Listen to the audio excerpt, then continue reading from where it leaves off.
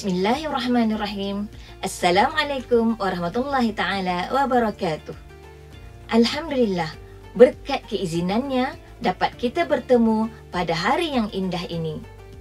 Ustazah doakan kita semua dianugerahi nikmat kesihatan yang baik, dilimpahi rahmat Allah Subhanahu wa ta'ala. Pada hari ini, murid-murid akan bersama saya, Ustazah Masyitah binti Anwar dari Sekolah Kebangsaan Bukit Rawang Jaya dalam bidang ibadah Pendidikan Islam tahun 4, Puasa Ramadan, Bulan Penyucian Jiwa. Mari lihat paparan gambar berikut. Apakah yang murid-murid dapat lihat? Ya, betul. Paparan gambar menunjukkan orang yang sedang menunaikan solat sunat tarawih secara berjamaah. Bilakah solat sunat tarawih ini dilakukan? Ya, betul. Solat sunat tarawih ini dilakukan hanya dalam bulan Ramadan sahaja. Apakah ibadah wajib yang ditunaikan oleh umat Islam pada siang hari di bulan Ramadan? Tepat sekali. Sudah tentulah jawapannya puasa, iaitu rukun Islam yang ketiga. Baiklah murid-murid, jangan buang masa lagi. Jom telusuri pembelajaran bersama Ustazah pada hari ini. Dengarkan sebuah pantun dari Ustazah. Pipit di dahan berkicau ceria, membuat sarang di pohon saga. Bulan Ramadan, bulan mulia, bulan penyucian jiwa dan raga.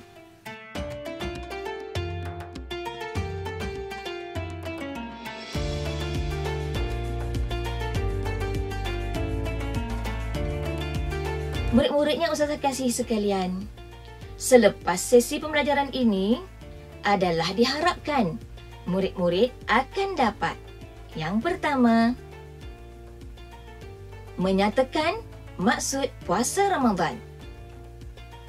Kedua, menerangkan hukum puasa Ramadan berdasarkan dalil naqli. Ketiga, menjelaskan syarat wajib dan syarat sah puasa Ramadan. Seterusnya, menerangkan rukun puasa Ramadan, menghuraikan sunnah-sunnah puasa Ramadan, menjelaskan perkara-perkara yang membatalkan puasa Ramadan, menjelaskan kepentingan puasa Ramadan. Ustazah harap murid-murid dapat memberikan tumpuan dengan apa yang akan Ustazah kongsikan sebentar lagi. Tahukah murid-murid erti puasa? Puasa ialah menahan diri daripada perkara-perkara yang membatalkannya bermula dari terbit fajar hingga terbenam matahari disertai dengan niat. Apakah dalil wajib puasa? Jom kita baca sama-sama. A'udzubillahi minasyaitonirrajim. Ya ayyuhallazina amanu kutiba alaikumus siyamu kama kutiba alal ladzina min qablikum la'allakum tattaqun.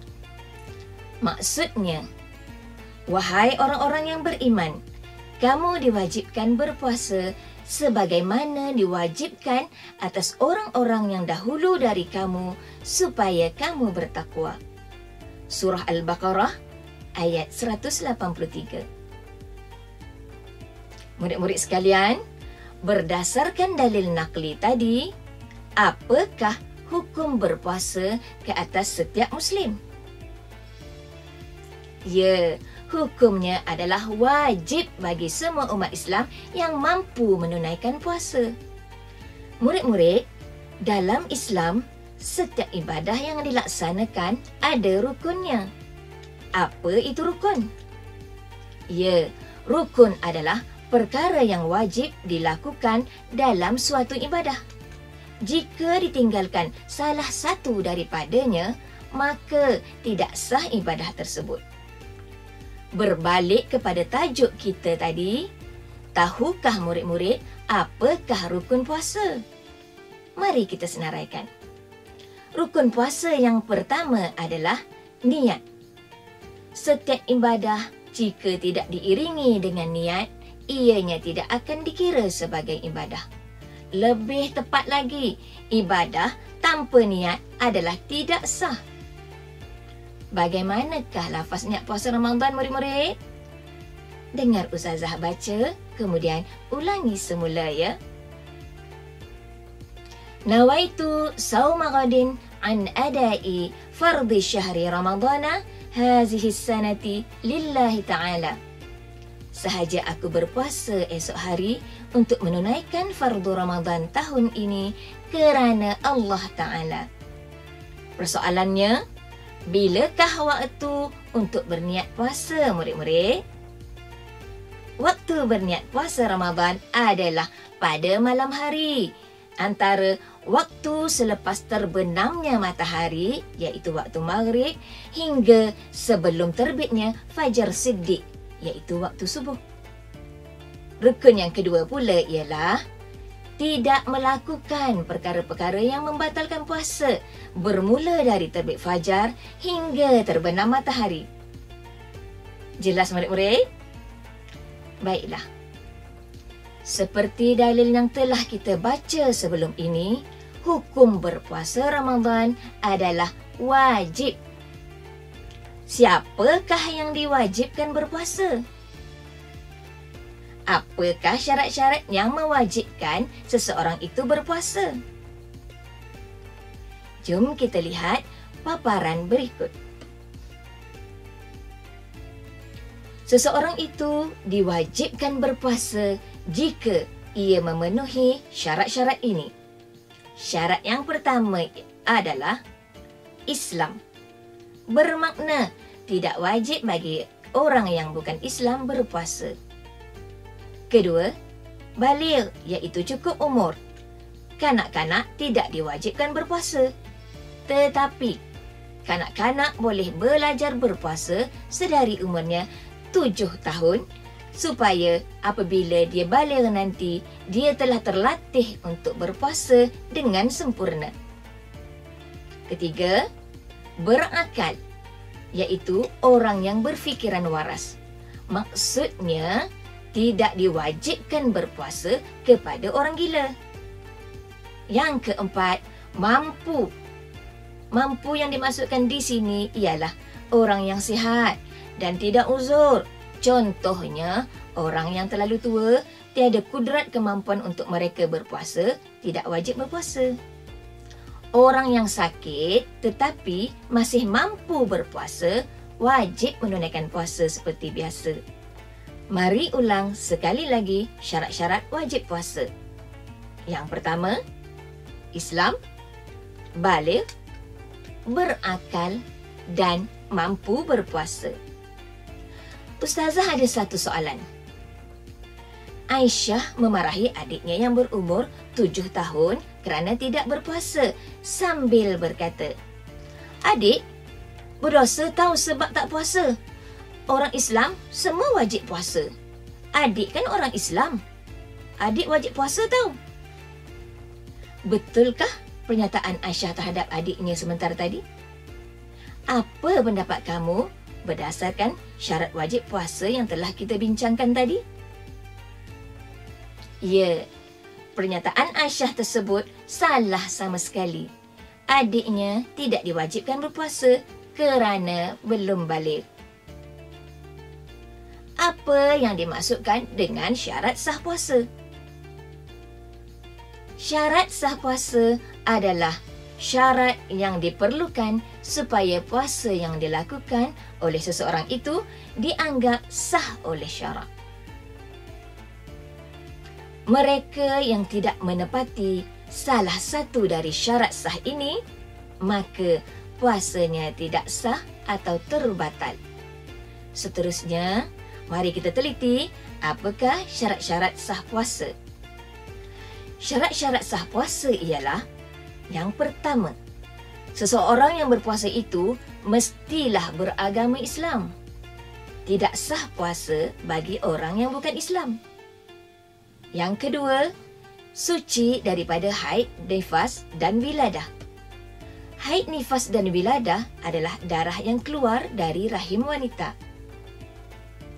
Syarat yang ketiga, berakal dan memayyiz.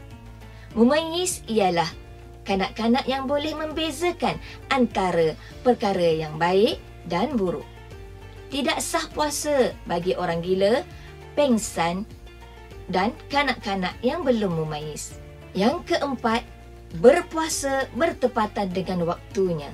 Maksudnya, puasa boleh dilakukan pada hari-hari di sepanjang tahun kecuali pada hari-hari yang diharamkan berpuasa.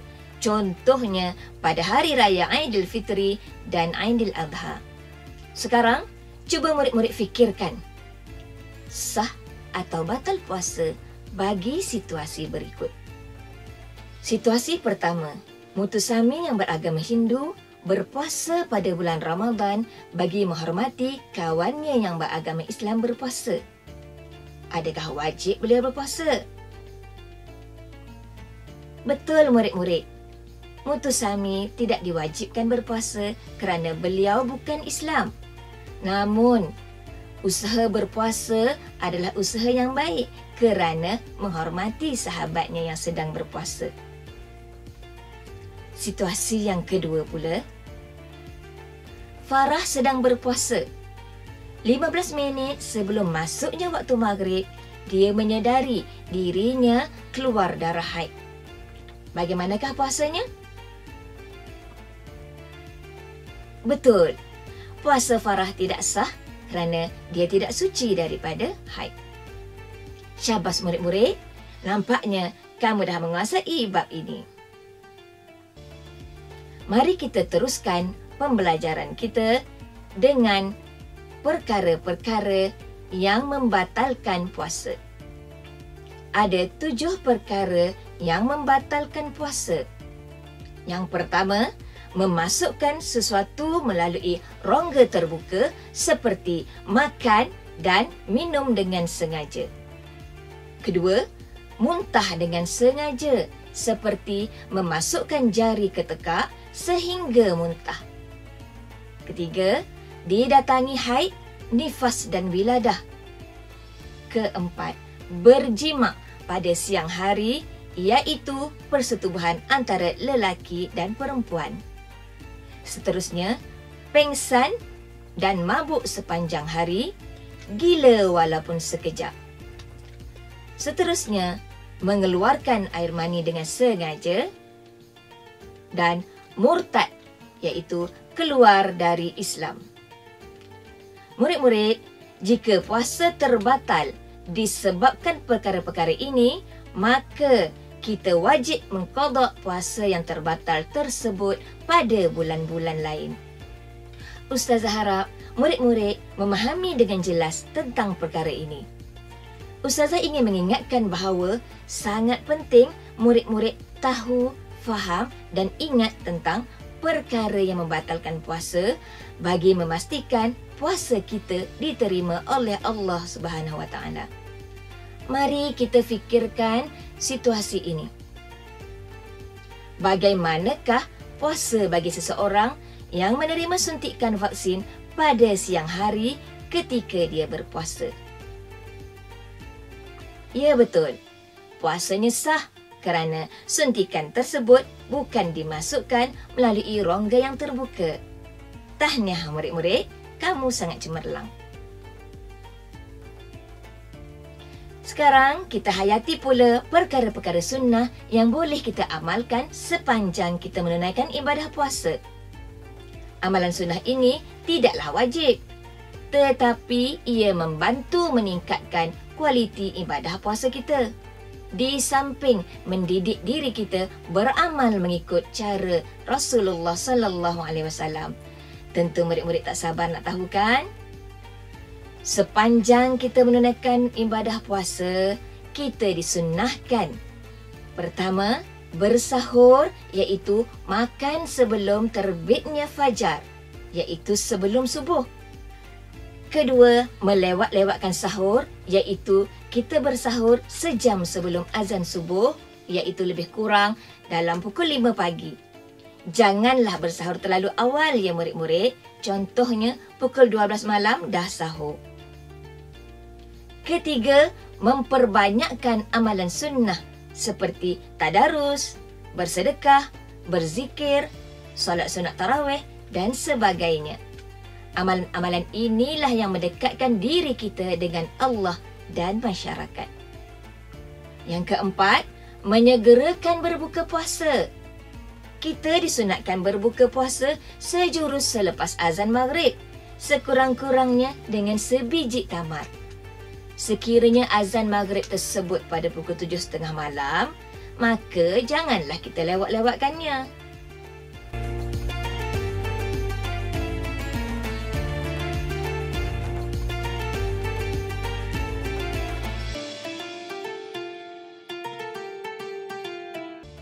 Rumusannya, puasa sangat penting dalam kehidupan kita.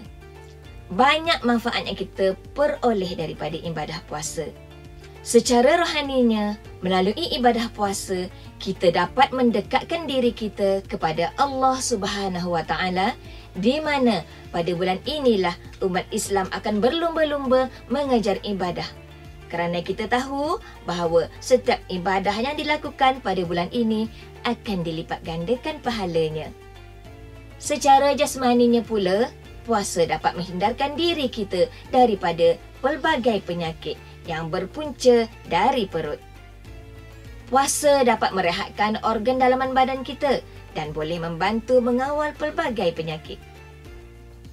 Dalam kehidupan bermasyarakat pula, puasa dapat mengikis sifat sombong dan kedekut dari dalam diri seseorang.